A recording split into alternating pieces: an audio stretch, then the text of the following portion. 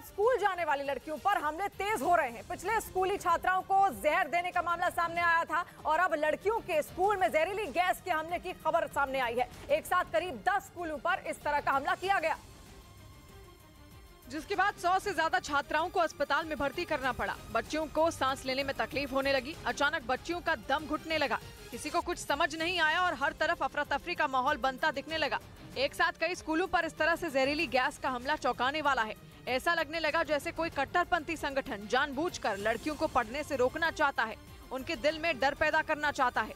पता चला कि किसी ने स्कूलों में जहरीली गैस का स्प्रे छिड़क दिया और कई स्कूलों में यह हमला एक साथ किया गया। इसलिए आशंका जताई जाने लगी कि यह हमला एक सोची समझी साजिश के तहत अंजाम दिया गया।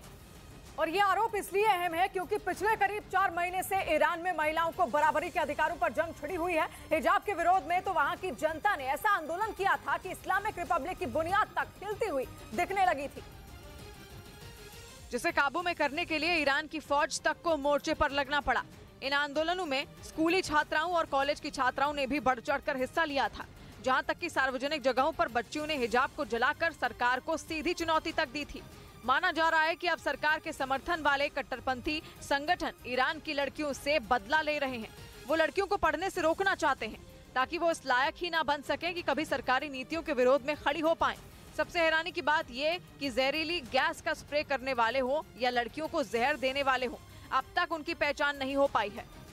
इधर वाराणसी में यूपी एसटीएफ ने नकली दवा बनाकर बेचने वाले गिरोह के ठिकाने पर छापेमारी की, जिसमें करीब 7.5 करोड़ रुपए की नकली दवा जब्त की गई और 4.5 लाख रुपए कैश के साथ कुछ दस्तावेज बरामद करने का दावा किया गया। यही नहीं, गिरोह के सरगना को भी एसटीएफ ने धर दबोचा। आरोप है कि ये गिरोह वाराणसी और पास के दूसरे शहरों में नकली दवा की सप्लाई करता था। इस बीच यूपी के सीएम योगी की सख्ती के बीच प्रयागराज में अतीक अहमद के करीबियों के ठिकानों पर बुलडोजर चलने का सिलसिला जारी रहा। एक दिन पहले प्रयागराज में अतीक के उस करीबी का घर गिराया गया था जहां पर उसकी पत्नी के रहने की खबर मिली थी, जिसके अगले दिन प्रयागराज में अतीक के एक और करीबी के घर पर बुलडोजर चला और देखते ही देखते एक आलीशान मकान खंडहर में बदल गया।